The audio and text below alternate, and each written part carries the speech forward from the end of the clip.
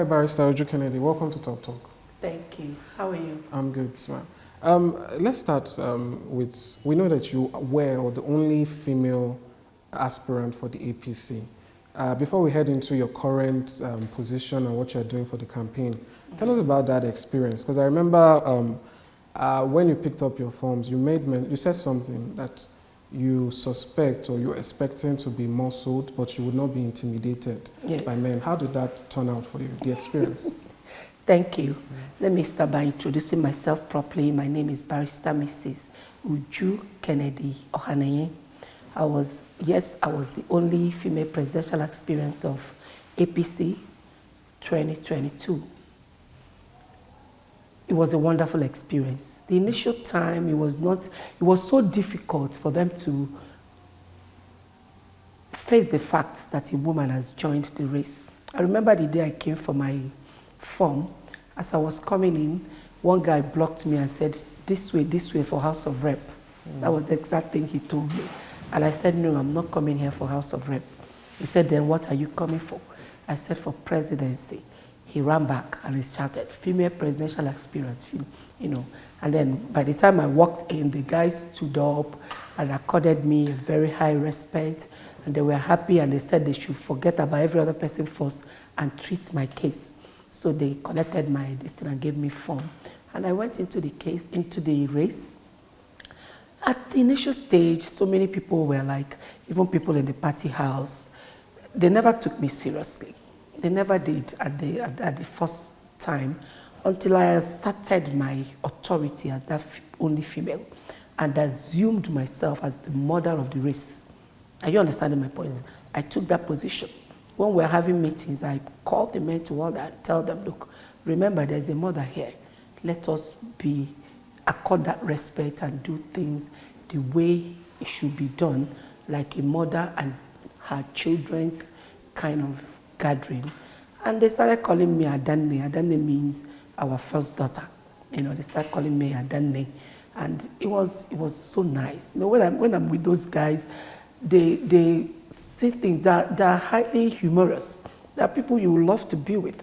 All of them, including Jagaban, they like to make people happy.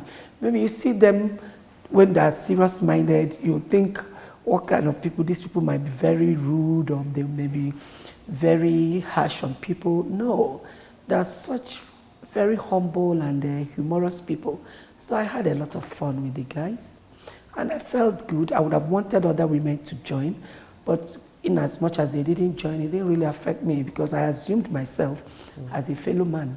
So it was nice. All right, but at the end of the day, you, what's the word now? You endorsed Asiwaju.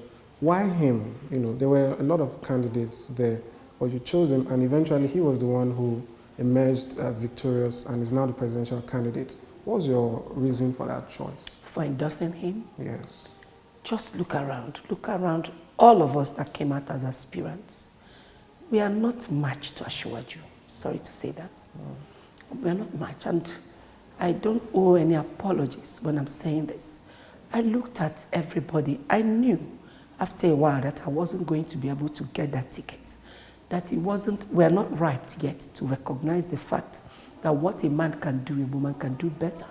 When I saw the way things were going and I noticed that I wasn't going to make it, I looked at the whole aspirants, weighed them, their advantages, their disadvantages, and I found out that the only person there I could step down for and I could have confidence in that we carry my main reason in joining the race along should be Asiwaju.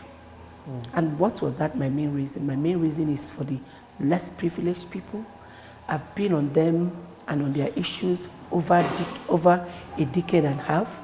And I decided to join because as I was using my personal funds to assist them in hospital bills, donating health centers, acquisition centers, giving them funds to start doing something to change their lives, I couldn't make much impact as an individual because how far can I go as a single person with personal funds? I don't know how to go about to ask people, come and assist me, bring money.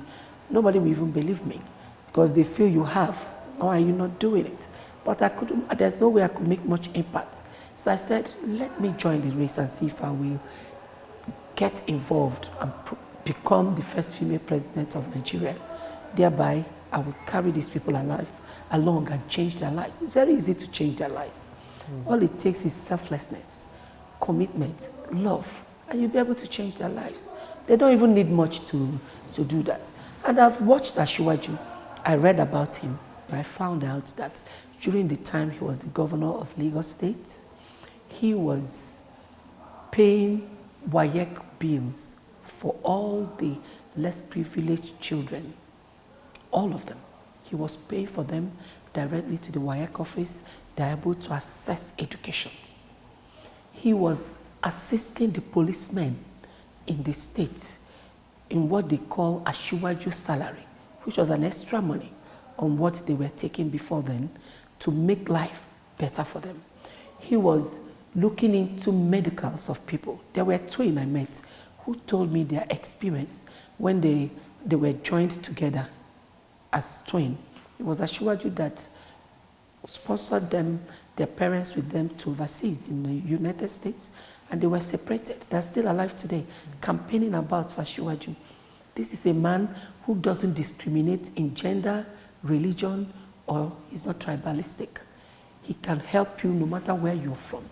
That matches into my ambition for the country, especially for the less privileged. So based on that, he could give me everything I need concerning those less privileged people and poverty in the country. So I had to create in behind him. Right. That's fair enough. And now you hold a very high position on the Presidential Campaign Council as a vice chairman. The question now is, for the party, does the party really encourage female participation? We know that there was a discount for forms for presidential candidates, but ideally, if you paid the discounted price, you still paid more than the PDP candidates, the Labour Party candidate, the NMPP, and some of the other, if not all of the other presidential candidates. So how can you, encourage or tell people that the party wants women to participate, especially with financial constraints that we know that women tend to face? Not anymore. The women are working almost as hard as the men are working. But still, they tried for us. Men paid 100 million and women paid 30 million. The difference is clear. So I feel they were very fair. They were fair enough. And if you can't take the heat, leave the kitchen. You can't tell me if you're not able to afford 30 million as a woman, then why are you coming out to become the president of Nigeria? To steal their money? Or to do what? You have to be financially balanced before you think about having such an ambition. If you don't have the money, stay away from it. That's what I feel. All right, that's fair enough. Now let's talk about the campaign. As a member of the campaign, what can you tell us about updates? What's the buzz on the streets when you've moved from place to place? How do you rate the acceptance of Asiwaju, Bola Tinubu, and the APC come 2023?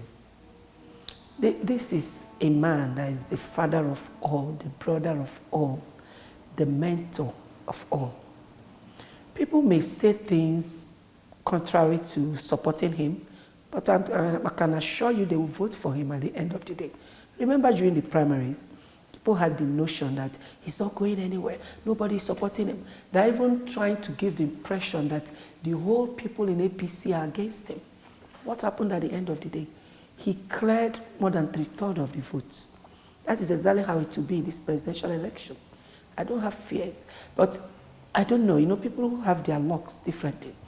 He's not the kind that people show that it's not easy for him to get anything.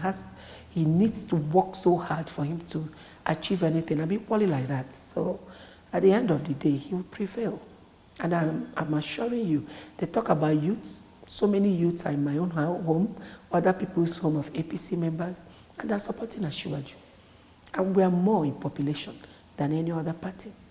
So if we talk about youths, how many people, we may be 10, others are 2, 1, and all of us have children. So when we talk about youth, we have more of the youth than any other party. Then if you talk about my place where I come from, I am Igbo too. So whoever that votes for Asiwaju has voted for me. And I have my people who believe in me, whom I've done a lot for. I've touched their lives. I've donated health centers in my place. Other places like Kaduna, Kanu, Kogi, across the nation. And I've done a lot of acquisition centers in my place. I have many of them I'm paying their school fees. I have many of them traders I've supported. They love me and I love them. And they know that if Asiwaju should win, I'll be well placed and I will protect their interests. I will protect the interests of other Nigerians that are poor. I look at myself as a poor woman too. So I'll be able to protect their interests. And poverty will be a thing of the past. So based on the trust they have in me, they're going to vote for Asiwaju because they know I'm part of their government. Okay, that's a fair answer. Now the question is, as part of the campaigns, you've mentioned some things already that about Asiwaju is antecedents, but what are the promises? What are Nigerians to look forward to in an administration that will be led, or if he should win, led by Asiwaju Tinubu? What are the promises being made right now, and what can Nigerians be happy about? And also, you seem you are very interested in the less privileged, the poor. We had an NBS report that came out about some days ago, about a week ago, that 133 million Nigerians are under poverty. So what would the APC and Tinubu, Asiwaju be doing to remedy some of these issues? It's very easy. Some of the things that have been going on is based on selfishness of a few people. That's why you look at Nigeria, you say the governments are not trying. How can the government try when some few individuals have been curtailing their performances? The way things are going now with our present president, Muhammadu Buhari, you will see that things are going to change. Things are already changing. Are you understanding my point? So what is the issue about poverty? What is poverty is that the country, there are some laws that are constraining people from doing business better, even those hawkers, all those kind of things. Now, somebody like Asiwaju is a strategist. He's a strategist, and I believe as soon as he comes in, he's going to address those laws. He's going to address the conditions of people. He knows what to do, and he has been saying that. Let me refer people to go and read his manifesto. It's already in the public social media and everywhere. They should go through it and see all his plans. I don't think I'm in a position to start quoting him so that I don't quote him wrongly. So let them check that manifesto, and they'll be able to see all his plans. But I'm assuring them that he has a great plan for the country. And from his past, we will know that this is a man we could rely on. All right. You know, elections are said to be a referendum on the ruling party. And Asiwaju is the candidate of the ruling party. So he will be judged by what the party has done. How can Nigerians be convinced that this is a different, different thing all around? Because there are some indices currently that people believe that the APC has not performed as well, especially the three core areas which President Muhammadu Buhari campaigned with: security, economy, and corruption. In this regard, is Asiwaju coming with a brand new idea, or is he building on what is already existing? I want to correct something. The insecurity didn't start with Buhari. There has been serious insecurity. During Jonathan's time, they bombed the UN. They bombed the Ego Square. They bombed Nyanya. They used to bomb bus stations where commoners go to be able to move around. They bombed Emab Mall. Emab. It was bombed. Flesh of people were scattered all over the road.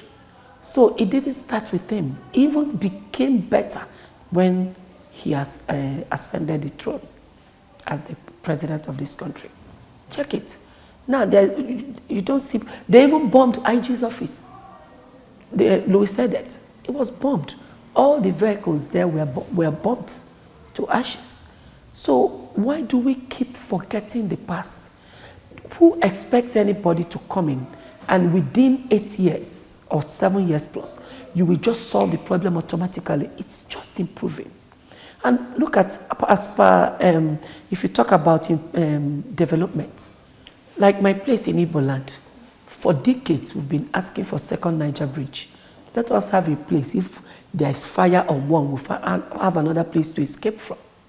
Has it been done since? But Buhari did it. He did it. We have a second Niger Bridge as we speak. Enugu-Onitsha Road, for the past decades, nobody has touched it. It was not motorable. We used to go through the old roads to go to Oka, Onitsha, and other places. But as we speak, it's nylon tarred. From Enugu again to Port Harcourt, go and check it out. He was able to do that route. There have been many presidents, both army, military, and democratic presidents. Have they been able to do any of those things? What are we talking about? Just that people are not hyping what this man has achieved. He has achieved a lot.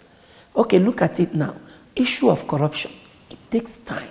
Initially, the courts were frustrating his efforts, the judiciary. Today now, look at what is going on. We all know, you know, and I know, that corruption is coming to an end. It will come to an end before he leaves office. Why are we not giving kudos to that? So I believe he really did well. The people may think he's slow from what they are saying, but it is not easy to tackle all these things. It's not easy. So we're very happy with his achievements, especially the later ones, and we're looking forward to enhance on that. Everybody are different. Ashiwaju is Ashiwaju. Buhari is Buhari. Are you understanding my point? He has done his best with his abilities. Ashiwaju will take it from there and put in his own expertise and his own choice of doing things to perform much, much better. The important thing is the same party, and we're going to do perfectly well. All right, that's great. You know, sometimes we always have disagreements. You know, even with, for instance, one of the main issues of insecurity within the PDP administration was the Chibok incident, and you know, during this period we've had several kidnappings and people still in captivity. Now we had to train and all that, but again, like you said, there should be more focus on its positives, if I get what you're saying. Yes. All right, but because it is not easy. Nobody expects Rome to be built in a day. It takes a while. Promises were made, you know. Those promises they're being achieved, just that it got delayed. It got delayed because of constraints here and there. It's not easy to rule this country. You have to understand that. Our diversity is much. So it will take a while. While you're doing this, these people will agitate. You're trying to solve that, and other people will start agitating. And always bear in mind that America is over 200 and something years. Nigeria is we're still in our 60s. We're a baby to these developments. But would you say the APC has performed better than the government before it? Better than all the other previous governments. Tell me what others have done. Before now, you can't walk on the street without being... I stopped going to the market because you don't know the market that will be bombed. Even army barracks, Abacha barracks, where we used to go and eat fish, it was bombed. Today, you can go to these places. It's just the kidnapping aspect, and that's working on it. It's not an easy thing because this is something they will take you unawares, carry people and ask for money. So it will not be that easy. But the bombing aspect was solved. No other government was able to solve the bombing parts. So how do we expect somebody to be totally perfect? It's a matter of time. Gradually, everything will come to place.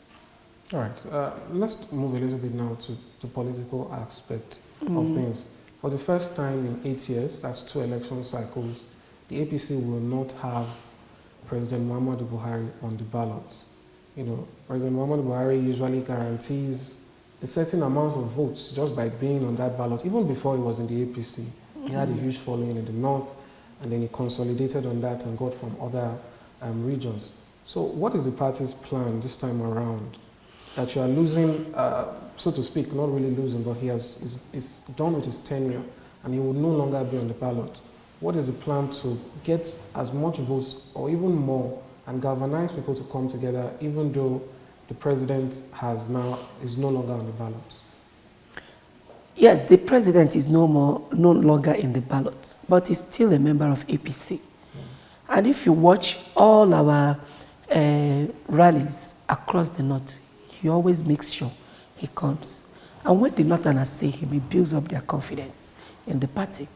And again, Jagaban, that name Jagaban was given to him by northerners. He's well accepted as a son in the northern part of the country, because he has touched a lot of lives there. In my own place, he has touched a lot of lives. I have an Igbo man that is the DG in Ministry of Finance. He was placed there by Ashiwaju. It was Ashiwaju's quota that he gave to him. I have elder Igbo men that are in the cabinet of Lagos State.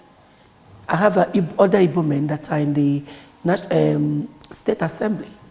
And some other people from other parts of the country that are not Yorubas that he put in a House of Rep, National House of Rep, through Lagos State.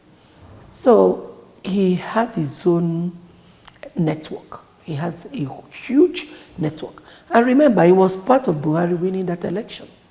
He played a major role in Buhari winning the election. So I don't think he has any issues. And Buhari is with him. He has made it clear. Right. Well, there are talks that Asiwaju Bola Ahmed Tinubu wasn't the preferred candidate of President Buhari. As someone who is, within the circles, can you speak on that? That's a hearsay, as far as I'm concerned. Because if actually Buhari, as our president, decided he didn't want Tinubu Ahmed Bola to be the president, to be the candidate, he could achieve it. So why didn't he do it? So they're all hearsay. He gave him his support. He's somebody that loves to be neutral in anything. He gives you an opportunity, work for yourself. He doesn't like to manipulate things. He doesn't like to get involved in things that are not supposed to be like that. So he gave them room to do what they did, and Asiwaju won. But I can assure you, if he hadn't wanted him to be the candidate and decided to play a rough one, he would have achieved it. All right, let's quickly talk about your candidate's method of campaigning. On some occasions recently, the most recent, he said he referred to the PDP candidate as someone who's perpetually running and that he should retire. He also mentioned another candidate without mentioning the name, that to mention the name would be a disgrace to him. Now, some persons have said that his method of campaigning is a bit, extra. In your opinion, is it necessary, why not focus on the issues rather than going after candidates? For over how many months? Those people you said you will not mention their names have been abusing him, saying all sorts of things, telling him that it's for people that have gone to school, not people that have not gone to school, that this is not a retirement home, that he's sick, he's this. Why didn't anybody talk about that? And this man never talked or responded to any of those things. So now he's campaigning. If he decides to yap them a bit, it becomes a problem. When they were doing all that, where were you media people? Why didn't you people attack them that they were not behaving well? Do they hide sickness? If you're sick, you can't get up from where you are. That is sickness. How can you look at a full-bodied man who can move from one place to the other at any given time? You call upon him and you're telling him that he's sick and nobody sees it as anything. Just like he said, calling somebody's name is a disgrace to him. It becomes a problem. Did he abuse them? Did he call them idiots or stupid or anything? He didn't. I don't see anything wrong. The juice in the politics is to yab. You yab people. But in their own case, it's not even yabbing. They cause. You can't tell somebody that is not sick, that he's sick. What are you wishing that person? That is a major problem. Not to yab somebody that people will laugh about. It's not that. I look at, this is a man who told we all in APC, I don't want a campaign where you bring down another candidate. Go to APC rules and regulations. You're going to see it there, where they wrote, don't bring down another candidate of any party. That are his brothers. You shouldn't bring them down. It's politics we're playing. So he has not done anything wrong at all. He only said he knows where he's running to. That he's running to Aso Rock. For the others, he doesn't know where they're running to. All he knows is that they're running, but he doesn't know where they're running to. But for him, he's running to Aso Rock. What do you expect him to say? I think the people that should be called to order are those that are wishing him ill health, those that are wishing him bad. It's wrong to wish people bad, not because you're running a race, you'd start wishing other people to either die or fall sick. That's wrong. All right, well, we're about rounding up now. So I'd just like to get your opinion on the opponents. People try to map out different routes to the presidency. They say the APC has about over 20 governors, and the PDP has about 11, although 5 of them are, they're still neutral at the point. And there are different calculations everywhere. I'd like to get your thoughts on some of the opposition we're seeing. We have Atiku Abubakar, who is one of the key members of the opposition running this time around. He has tried before. People believe he's coming with experience, and that now that President Buhari, who gave him or who defeated him, is no longer on the ballot, he gives him an easier time. We have Peter Obi of the Labour Party, who is gaining momentum, social media otherwise. We have Senator Rabi Musa Kwankwaso, former Kano State Governor, who also has a cult-like following.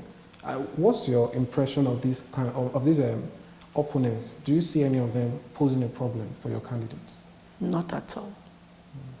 We are on our lane. They are on their lanes. I believe in stick to your lane. And that lane we have is the hot one. I don't even see any of them as a problem to my party. I'm Igbo. Check out the kind of people Asiwaju put in his PCC, Presidential Campaign Council.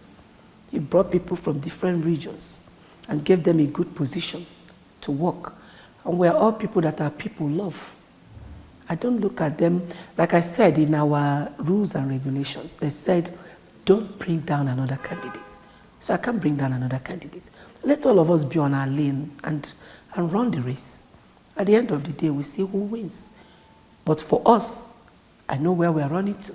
Like my candidate always says, we are running to Aso Rock. Where they are running to, I don't know. Just like my candidate says, he doesn't equally know. So down their lane, we're on our lane, and we are running to Aso Rock. If all of us are running to the same place, let us run and see who wins. Who runs faster, wins better. All right.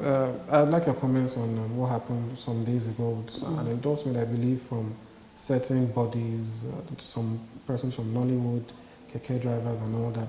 Is that an endorsement of your person or is it your candidate? What's that about? Whoever endorses me has automatically endorses my candidate. Because I am not on the ballot. My candidate is, I'm just the vice chairman of the PCC in APC. So if I am campaigning, if it's a place I'll be more accepted and they don't know my candidate, I use myself and campaign. That is why he chose some of us he feels that have love from people. So if they endorse me, they've automatically endorsed. If a brother of mine will come and tell me, sister, anywhere you tell me to stand, that is where I will stand.